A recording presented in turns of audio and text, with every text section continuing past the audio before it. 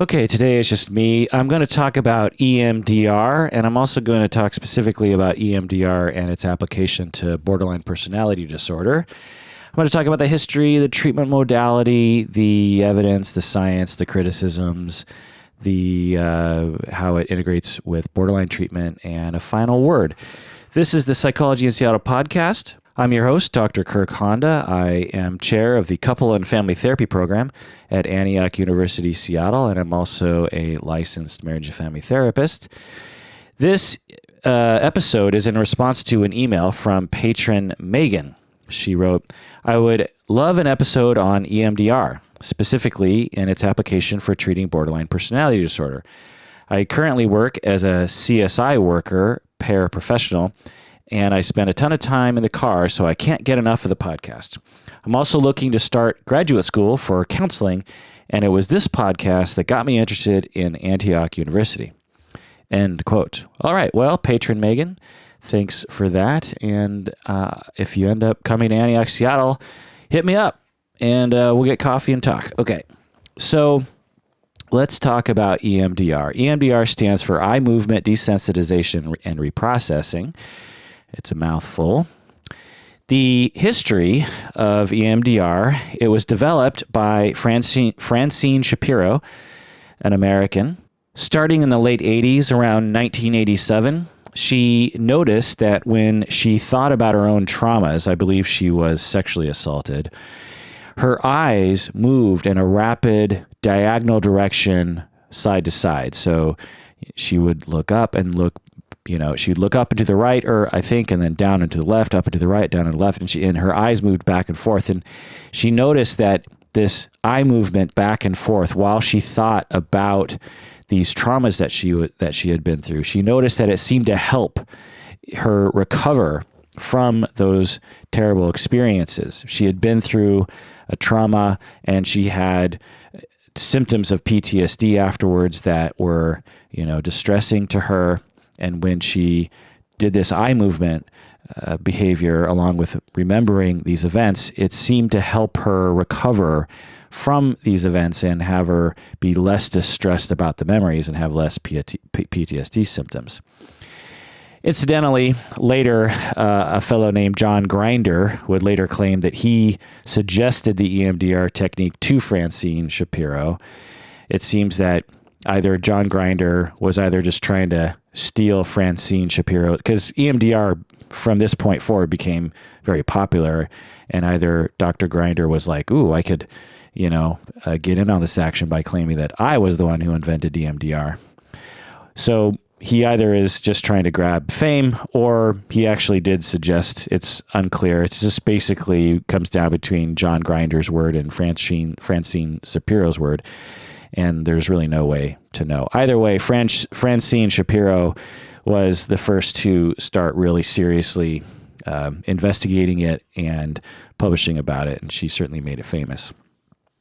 So she, after discovering this, she started doing trials where she would test her treatment modality on people and found that this eye movement thing actually helped people to recover from traumas. She further developed the treatment modality, and instead of just relying on this eye movement back and forth, she integrated other kinds of therapies, psychodynamic therapy, interpersonal, cognitive behavioral techniques, and other kinds of things. And so she integrated a lot of different types of therapy into what is called EMDR. A lot of people associate EMDR with the eye movements, but it's actually an integration of several established theories for trauma and adds the element of eye movement. In the beginning, it was used on a lot of war veterans and rape survivors. And later, it began to be used with other kinds of clients as well, and I'll get more into that in a second. I remember when this first started becoming popular, I started my education in therapy when in the mid-90s in 95. And EMDR was, and incidentally PTSD as a diagnosis, were really coming into popularity at the time. It was a time when people really started to look at this thing called PTSD. It was no longer just for war veterans or people who had been through extreme war stress. It was something that lots of people were found to actually be suffering from. And EMDR was also the talk of the town. Everyone was talking about EMDR. I remember that. I didn't know much about it when I was first starting out. I didn't know anyone who practiced it. But anyway, it was at the time called like the snake oil of the 90s. Everyone, a lot of people I knew anyway, talked about it like it was this ridiculous new therapy that was coming out that was just silly. I mean, how could eye movements back and forth do anything? That's ridiculous. It just completely throws everything that we know about therapy on its head. And so let's ignore it and make fun of it. And that's what I remember from my circle anyway. So, but over time, up until now, 2017, there's reportedly over 100,000 clinicians around the world who have been trained in EMDR. So it's really a popular treatment modality for trauma. Okay, so let's look at the treatment specifically. Incidentally, long story short, I've, in the subsequent years upon my circle influencing me in the mid-90s to think of it as snake oil, I've come to see it as a legitimate form of therapy for trauma and no longer denigrate it. So, but I'll get more into that in a second. Okay. So treatment, what exactly is EMDR? Well, so as I describe this, I hope you understand how integrated it is. I hope it's clear by the time I get through this section, you understand that EMDR is not just eye movements. In fact, I would contend that the eye movement section, the eye movement component of this therapy is actually a kind of a small part of it. And in my estimation, if you did EMDR and never actually did the eye movements, I would suspect that it would be at least somewhat effective, if not just as effective sometimes. Now, I know EMDR people would say that's ridiculous, but there are a lot of really helpful elements to EMDR that don't involve eye movements. So let's get into that. So the first phase of therapy in EMDR is the therapist assesses the client history. There's a fairly robust assessment period before you even involve yourself in what would be the core treatment of EMDR. You're doing a fair amount of assessment. The therapist also, getting the client's history, that sort of thing. The therapist also assesses how ready the client is for this form of therapy.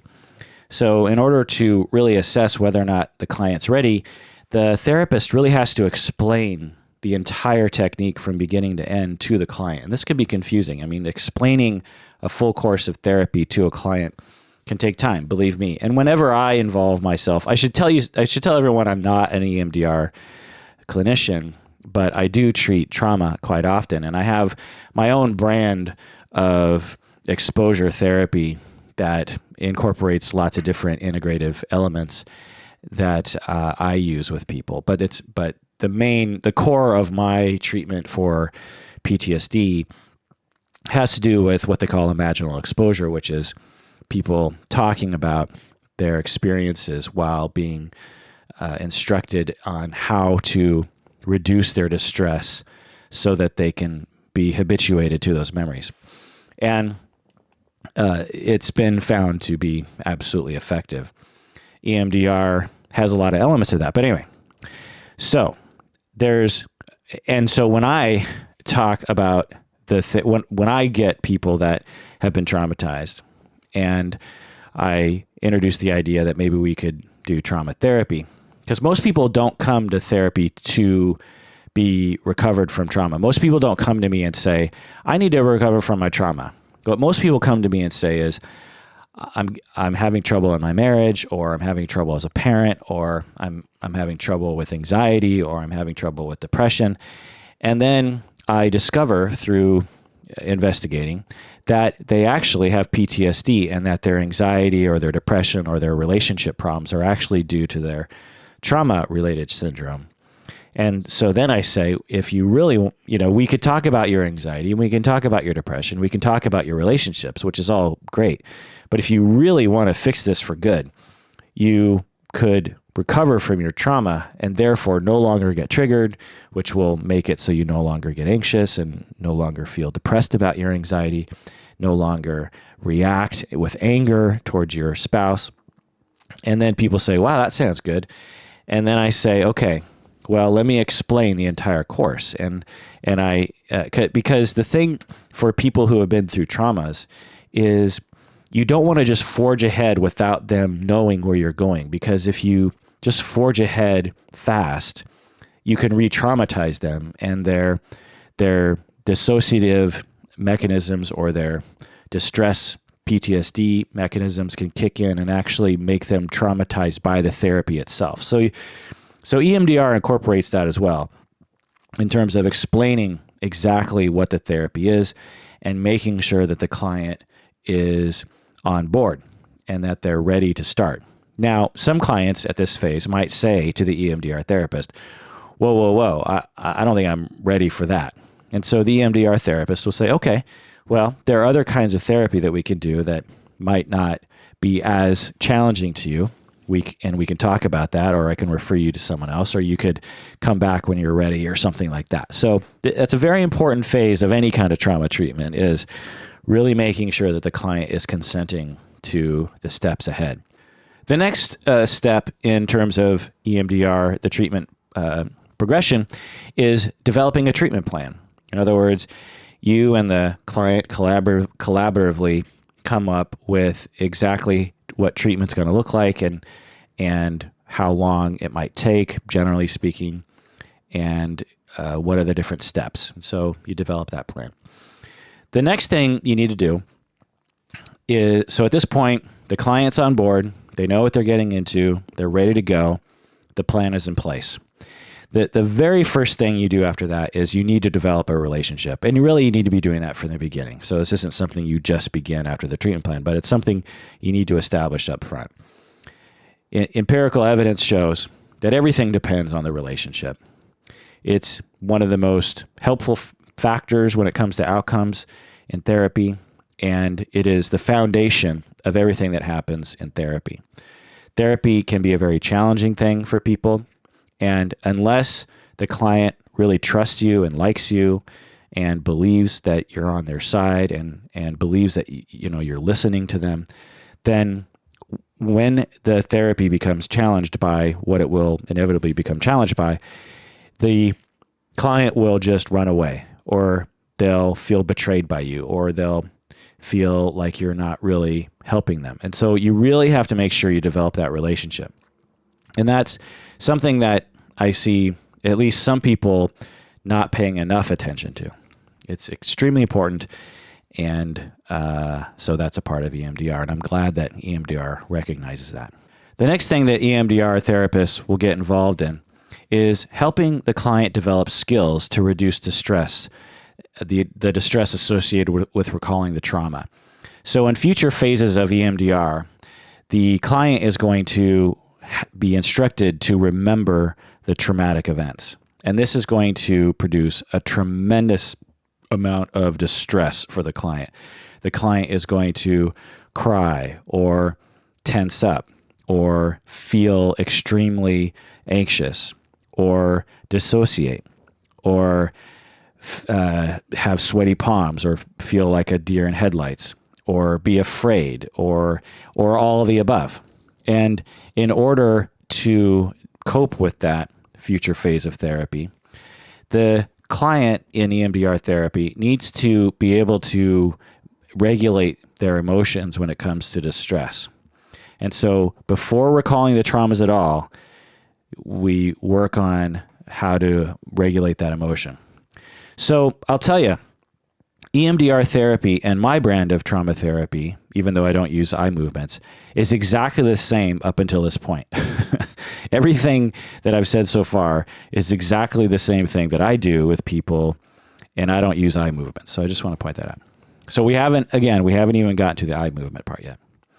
The next thing that EMDR therapy involves is the client begins to again, the client by now has very strong skills of reducing their distress. And this isn't just like, hey, deep breathing. It's weeks and weeks of trial and error and practice makes perfect, in which the client comes into therapy and says, I was triggered and I had 5 different techniques that I used and 4 of them worked, and I'm getting really good at being able to lower my distress level. So it's not only just teaching skills, but it's also collaboratively helping the client to develop their own skills and then practicing them over and over and over again. This is very important because you can tell someone, yeah, deep breathe, but that's a far cry from mastery of being able to lower your distress level. Okay, so after that, in EMDR, the client describes the traumas that they went through, and they're instructed to feel the feelings, the emotions, the bodily sensations. So the client is now at one of the core parts of EMDR or any kind of trauma therapy in which they're describing the things that happened.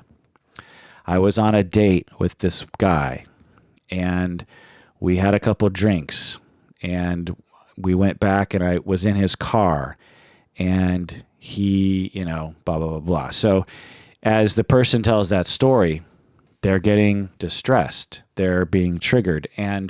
But with the client and the therapist working together, they use those skills to reduce their distress over time so that it's not re-traumatizing. And the therapist is listening empathically and taking note of everything that's being said. Having said that, some EMDR sessions don't involve people actually talking explicitly about the traumas that they went through. It just depends on what the client wants to do.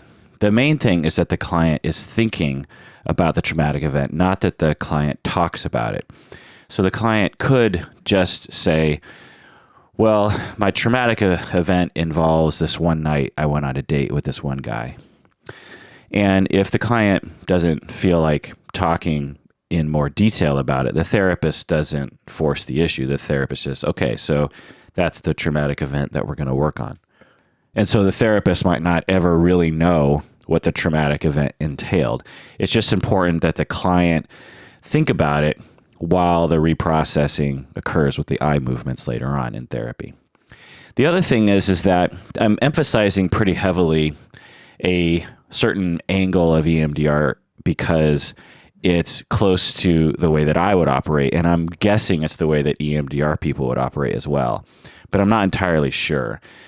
So, take what I'm saying with a little bit of a grain of salt, but I hope you get the general gist of EMDR treatment. If a EMDR trainer were to train you on EMDR, I'm positive they would have more detail, more nuance, more specificity. So just take what I'm saying with a grain of salt. And for you internet people that love to blast me on anything that I do slightly wrong, feel free to send me a message, but just remember that I have feelings. Okay, so we need to take a break, and when we get back, we'll talk about more of the theory and the treatment.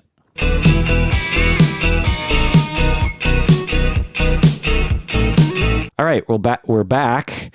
Before I go on, before I continue, just know that if you haven't already, please become a patron of the podcast. When you become a patron, you get access to the premium feed that doesn't have any advertisements and also has a number of episodes that are just for patrons of the podcast. So become a patron by going to patreon.com. Go to patreon.com, become a patron. Okay. So again, we're at the phase of treatment where the client has very good skills in terms of reducing their distress. And now they're talking about their traumas in therapy, and they're feeling all those distressful feelings while the therapist listens empathically and the client uses their distress management techniques to be able to lower their distress level. The client is also instructed to talk about the negative automatic thoughts that come up when they talk about this memory. things like I deserved it, or it was my fault, or I should have fought back, or some other kind of negative thing, or this means that I'm a broken person. And so the client is instructed to name those negative cognitions that are associated with that memory. As they talk about these difficult times, the therapist might say, so what thoughts come up for you as you talk about this? Well, I feel like when I talk, I'm ashamed. I feel like I'm a terrible person. Okay, that's one of the thoughts that come up for you when and so you're trying to name those automatic thoughts. I don't think EMDR calls them automatic thoughts, but that's basically what they are. And you also talk about the feelings. Describe the emotions you're feeling. Describe the bodily sensations you're feeling. So there's lots of discussion around that. There's lots of empathy around that. There's lots of exploration. And so, again, at this point, this is all exactly the same sort of trauma therapy that I use. There's no eye movements yet. So by now, you're potentially months into therapy. You might only be 3 sessions into therapy, but depending on how entrenched the trauma is, it could be a while before you actually get to this phase. And so, the next phase, the client focuses on these memories. So the client is now, again, talking about the traumatic memories, but this time the therapist involves eye movement going back and forth. And the typical way that this is done is the therapist says, okay, I want you to remember these memories, but I don't want you to talk about them. I just want you to think about it. Just think about, we've already talked about it, but now I just want you to think about those memories of your traumas, or one particular trauma memory. I want you to feel the feelings. I want you to have the thoughts in your head, like the shame and all that kind of stuff, while looking at my fingers, and I'm going to move my hand back and forth before your eyes, and I want you to follow my fingers. And the therapist moves their hand back and forth fairly rapidly. Often in demonstrations that I've seen, it's about a half second every swipe, if that makes any sense. So if I'm starting on the left, I go left, right, left, right, left, right, left, right. So it's pretty fast. It's not like left, right, it's left, right, left, right. And so the client is thinking about these traumatic memories, feeling the feelings, feeling the distress, deep breathing, trying to, stay relaxed while their eyes are moving back and forth pretty fast. Now, there are other ways of getting them to be stimulated, so to speak, in terms of back and forth. You can use a wand. A wand would be easier, frankly, because eventually your arm would get pretty tired. My guess would be by the end, if you did EMDR with all your clients, you'd be pretty buff in your arm by the end of the day. So a wand with a little, tip at the end for them to focus on would be easier. Sometimes people will use like a light thing. It's just like it's like a light that goes back and forth, electronic light. Some people who are blind, they will tap the hands. The therapist will tap their hands left, right, left, right.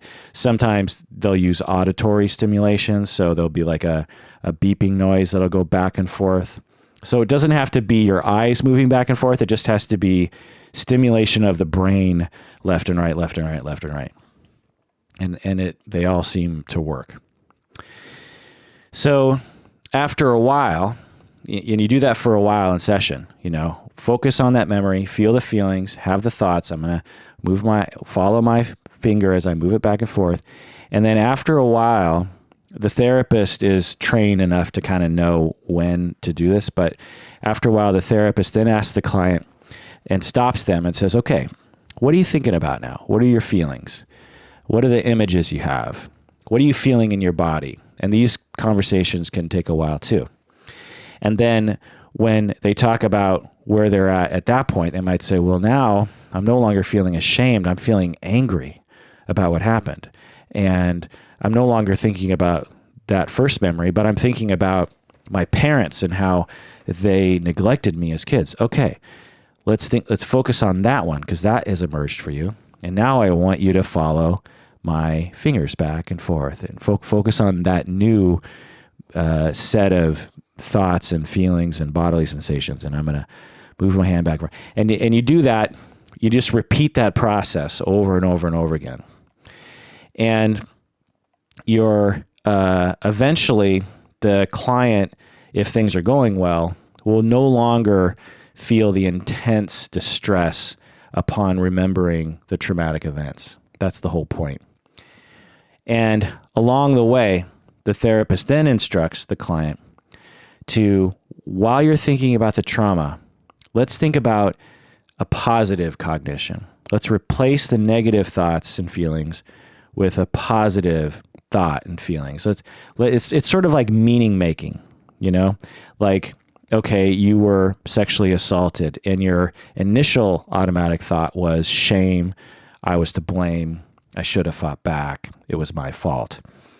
Well, now that we've, progressed through therapy, what's a different thought that you can have about, I'm not really demonstrating this. I'm sort of speeding through this, but my point is that you work collaboratively with the client to come up with some other positive connotation to that memory.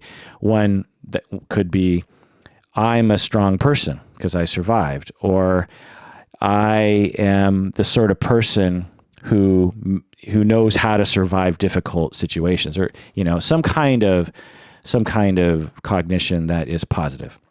And so then you ask them to really concentrate on those thoughts. So you're trying to find meaning out of trauma. You're trying to find something positive you can say about yourself, and you're trying to reduce the negative voices that you have about what you went through. EMDR therapists might ask clients to journal in between sessions.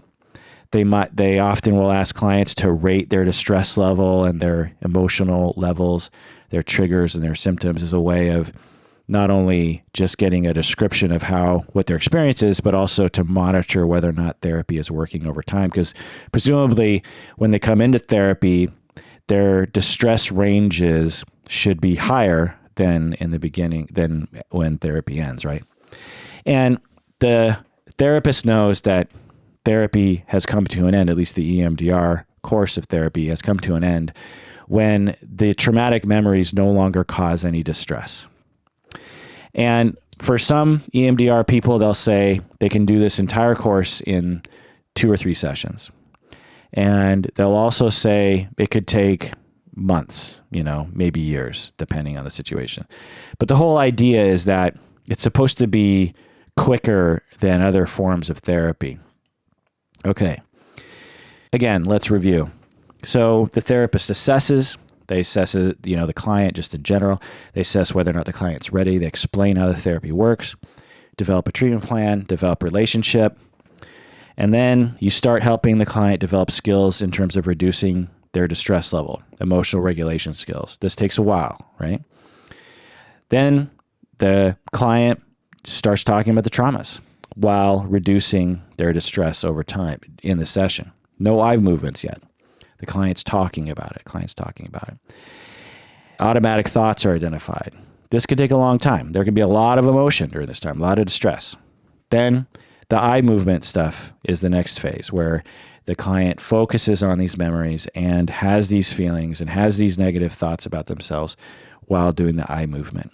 And you keep doing that, and you switch from memory to memory, each time trying to process these memories so that they no longer hold power in the psyche.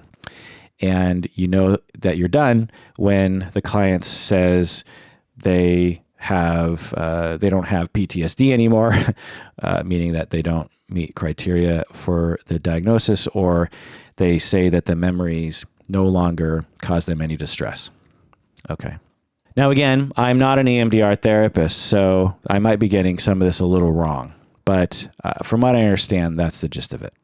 Now, again, I just want to harp on this point that aside from the eye movement section, which is, in my mind, just a percentage of this treatment, aside from the eye movement section, this is, in general, the exact same thing that I do. I do everything in here, except I might not describe it in the way EMDR people describe it, but in essence, I'm doing the same thing. I just don't involve the eye movement part of it. And so I think that needs to be emphasized, because in my experience, a lot of people just think EMDR is just eye movements, but as you can clearly see, it involves a lot of different steps that have nothing to do with eye movement. Okay, so what does the research show? Well, there's been a lot of research on EMDR, and it's pretty clear to me and to many in the field that EMDR is absolutely an effective treatment modality for trauma, and maybe even for other kinds of things like borderline or anxiety or depression. And so it should be known that EMDR is solidly supported by lots of empirical evidence. So that should be noted. The main thing you'll hear proponents of EMDR say is that not only is it effective, but it's much faster than other forms of therapy. That's kind of its marketing in some ways that I tend to get from people, is they'll say, sure, there are other kinds of therapies like exposure that will work, but EMDR is much faster. And there's some evidence that suggests that, but it's unclear to me when you look at the full breadth of research whether or not that's accurate or not. Certainly, in some situations it could be faster. With some clients, I could imagine it being faster, but in some clients, I could imagine it being slower. And so, the evidence shows it's effective, but evidence shows there are other effective treatments as well. So that should be kept in mind. Also, it doesn't work for everyone. Empirical science shows that it's not 100% effective with everybody. And also, it should be noted that EMDR isn't easy. I think sometimes the way that it's described to people is that, well, you just move your eyes back and forth and then you're cured.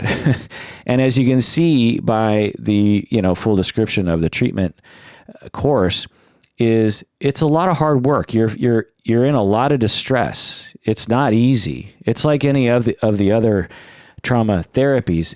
You experience the trauma again. It's not fun and games. It's there's no pain, no gain when it comes to this sort of thing. It's a lot of hard work. Well, what does the science say when it comes to the actual physiological mechanism? Why does eye movements or stimulating the brain left and right, back and forth, why does this work? Well, after reading all the research that I could get my hands on, and after knowing what I know about the brain in other arenas, the thing that I'll say is no one knows why eye movements work for people. No one knows why this bilateral stimulation, if that's the word, I think it's bilateral. Anyway, no one knows why EMDR works. No one knows why the eye movement stuff works. I think we can all surmise why the rest of the EMDR components work. We know that habituation is a thing. We know that relationship building is a thing. And so, but we don't know why the eye movement thing works. You'll hear various unsupported claims from people regarding why it works. You'll hear people use it's actually kind of funny. I'm not a biologist or a brain specialist. And so, take what I say with a grain of salt to some extent, but I know enough about the brain to know when people are using a bunch of brain jargon to sound smart and to sound like they know what they're talking about. When I hear proponents of EMDR talk about why it works and they use all this language and stuff, it to the layperson I can imagine it being very convincing, but to people who understand the brain, I imagine they roll their eyes pretty hard. You'll hear people say that it has to do with REM sleep or something, rapid eye movement sleep, and anyone who knows anything about the brain knows that these hypotheses are just initial speculations. I mean, we don't really even understand how the brain works. And we definitely don't understand why we have rapid eye movements during sleep. So how in the world would we understand how EMDR works? And that's there's this big myth that is, I think, upheld by society and the media and maybe even biologists in their attempt to come across as relevant. There's this big myth that we understand the brain. And we learn new things about the brain every day, but the basic mechanics of the brain is a complete mystery to us.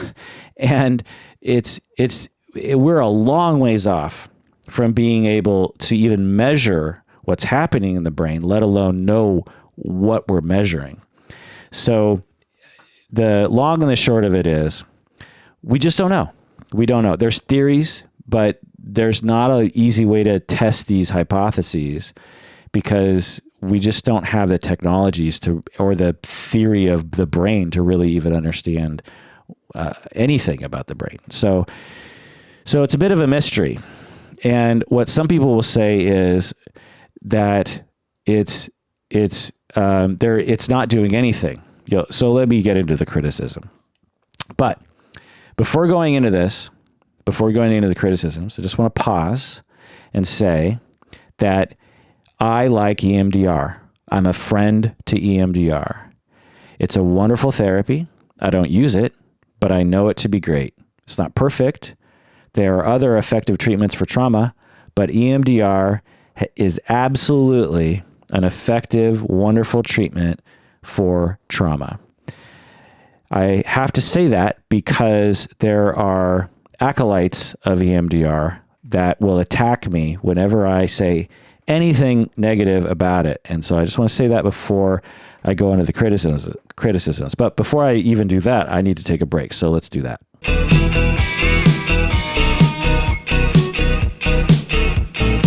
All right, we're back. So let's get into some of the criticisms.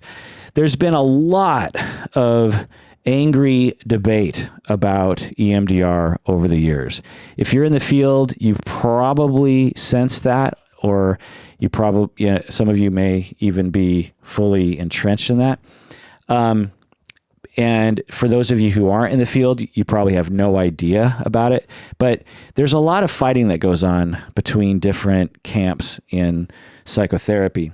And EMDR is one of those camps that just gets a lot of flack for stuff. Basically, the main criticism that it has been getting from the beginning is that, as you can see from the entire therapy, the eye movement component could be argued it's a small component of the overall therapy. And what a lot of people will say is that EMDR is bullshit because it's basically exposure therapy with this eye movement thing added on. And of course, EMDR people will say that argument is bullshit, but I'm just presenting to you what people will say. I'm not saying that I'm saying that, but that's what other people will say. Many researchers, many authors will claim this, that look, this eye movement thing is just snake oil. The reason why EMDR works is because it incorporates evidence-based therapies that have already been established as working, and that just throws in this eye movement thing. Now, I will say that there is some evidence that suggests that the eye movement component is a critical component of the treatment. So they've tried to isolate that eye movement component to see if the eye movement component, is it actually an important factor to EMDR? And some studies show that it is an important factor to EMDR.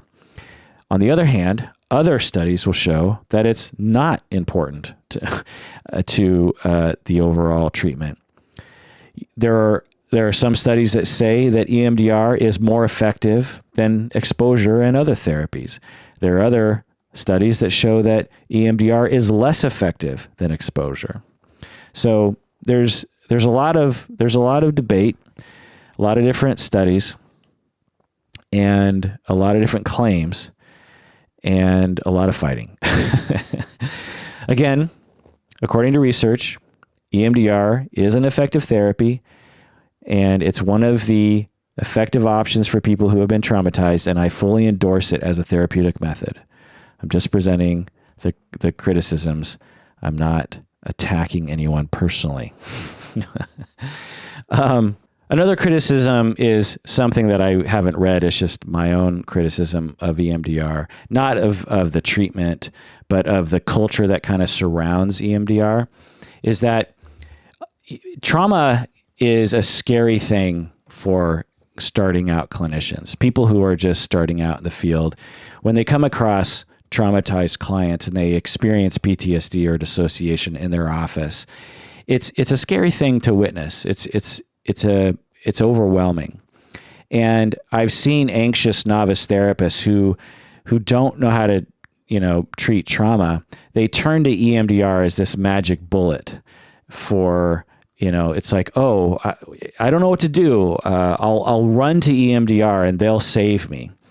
And there's nothing wrong with seeking EMDR training, but I find that for some reason in the culture of psychotherapy, EMDR is the go-to thing for novice therapists. And what I try to do with my supervisees is I will absolutely say, yeah, go for it, EMDR.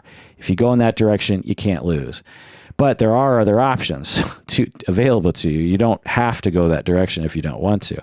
And so it's just one of the little things that kind of bugs me about it. It's similar to the way that whenever people in certain consultation contexts, when people bring up borderline personality disorder, DBT, dialectical behavioral therapy, is often the only thing that's identified. It's like, oh, you have someone who's borderline, send them to DBT. That's the only thing that works. It's evidence-based.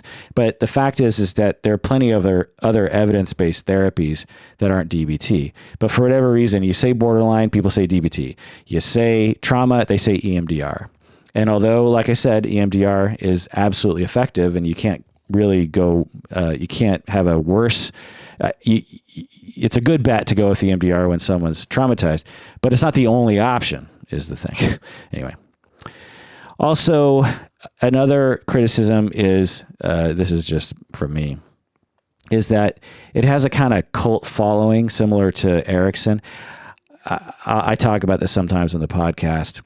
There are certain things, certain topics in psychotherapy or in culture that when I talk about it, I'll get 100 times more hateful emails from people. It's weird, as a podcaster, I think I do about, 3 or 4 episodes a week. That's like, and each episode is probably an hour-ish.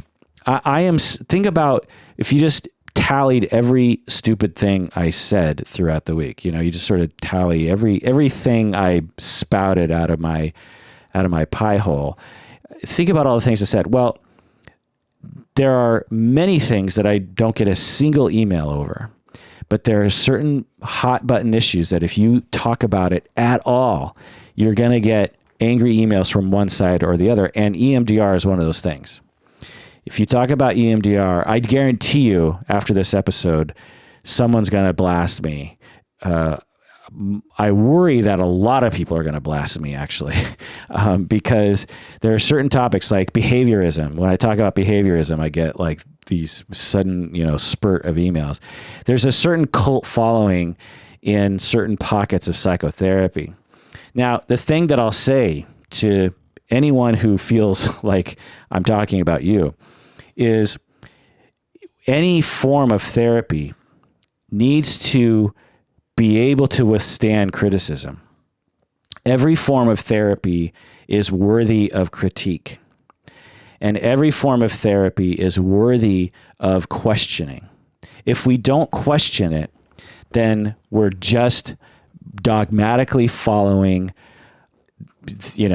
something that we're not looking at critically. We should be looking at things critically.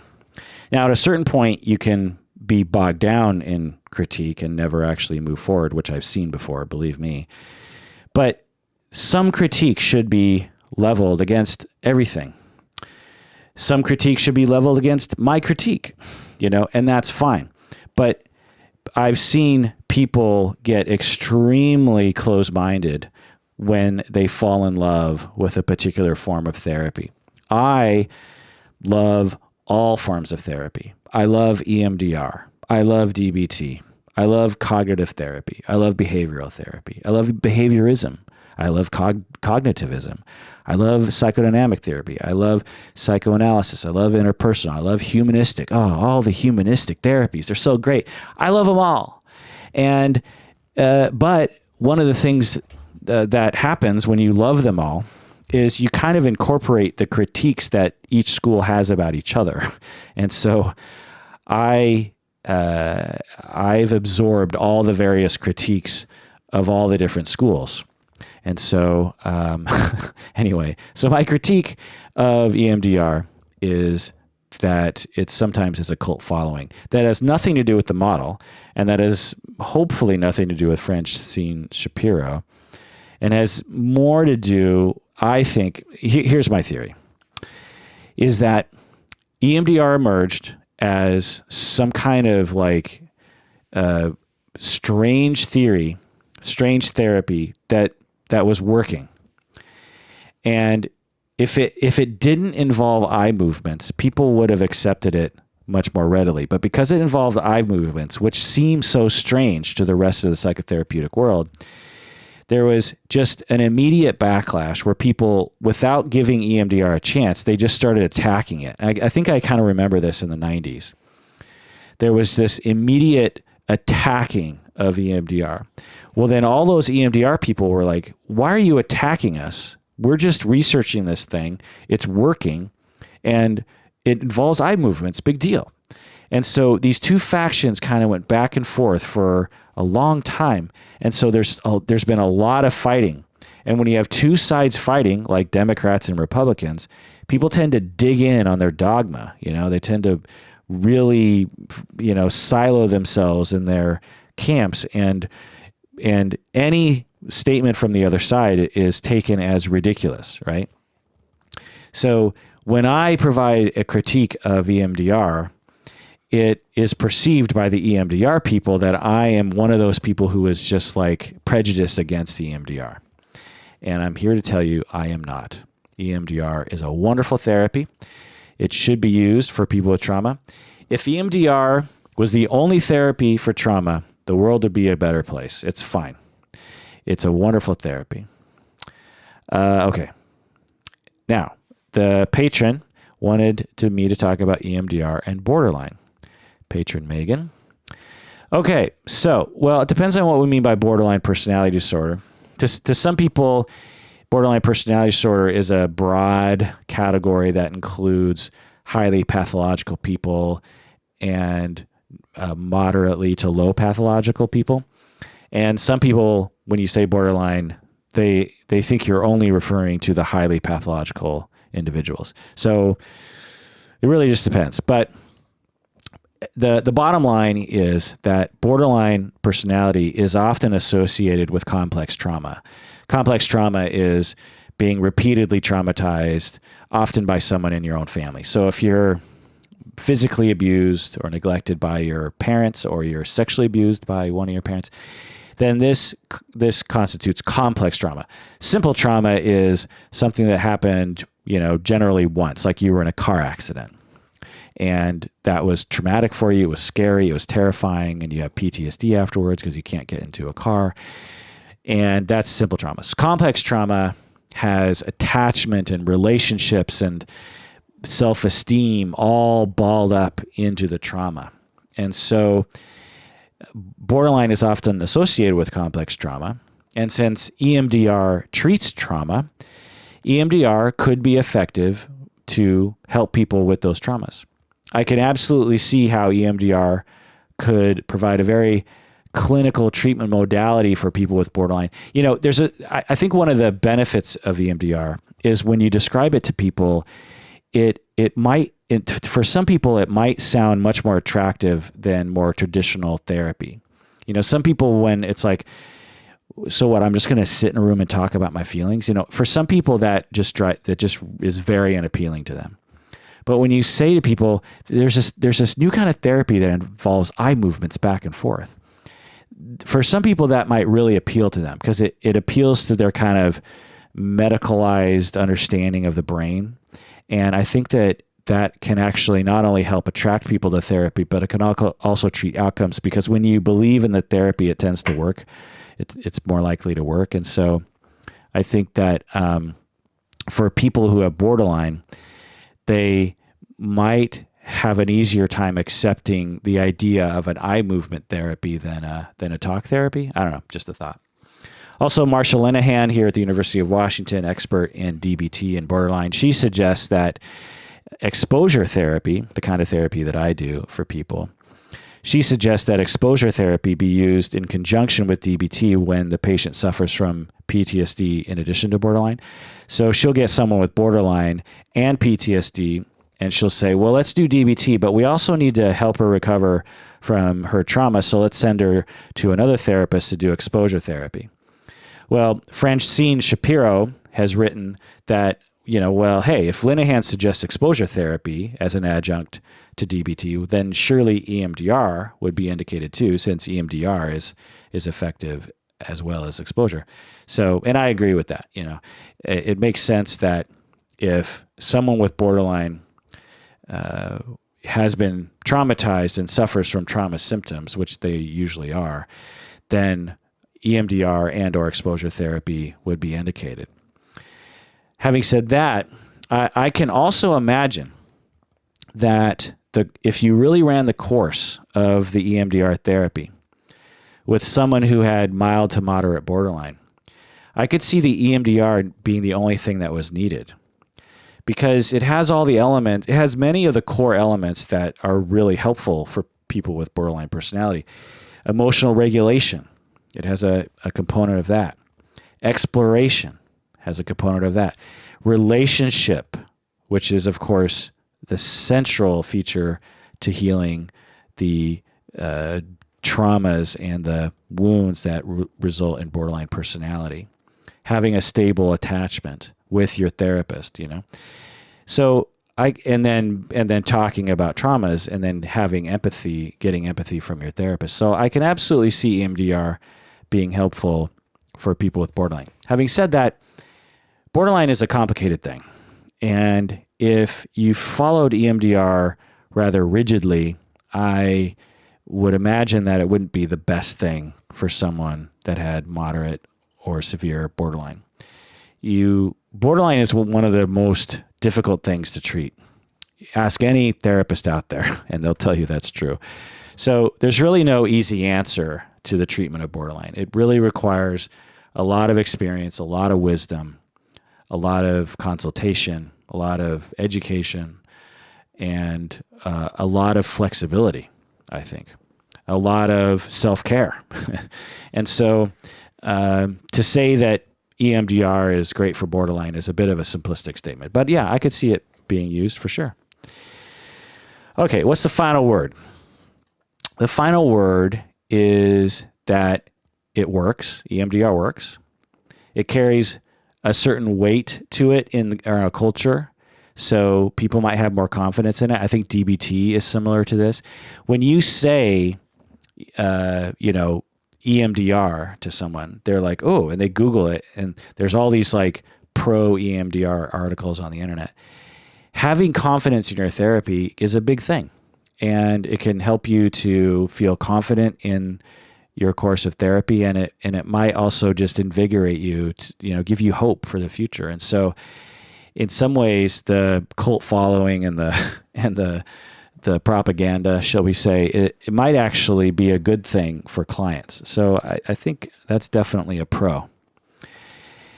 And the other, probably the most important pro to EMDR is way better than the therapy that people often get for their traumas. The typical person, anecdotally, of course, that gets treatment for trauma is actually not being served well by their therapist. A lot of therapists don't really understand trauma or dissociation or PTSD, and they tend to treat it like any other problem. And the problem with that is when you do that, you actually re-traumatize the client at worst, or at best, you just aren't effective. And so EMDR is way better than the very typical kinds of inadequate treatment that is provided to people. So that's a pro. EMDR is the worldwide organization. The organization is fairly organized and well put together. So clinicians, once you get absorbed into the EMDR family, so to speak, you get quick access to training and resources and consultation and stuff. So whereas other forms of trauma therapy, in my anecdotal experience, don't have as robust of a community. So EMDR can feel like a little warm blanket with other clinicians. Also, EMDR is easy to learn, and it's relatively inexpensive to get training. And the last thing I'll say about EMDR is it can save people's lives. It probably already has saved hundreds of thousands of people's lives in a very, very real way.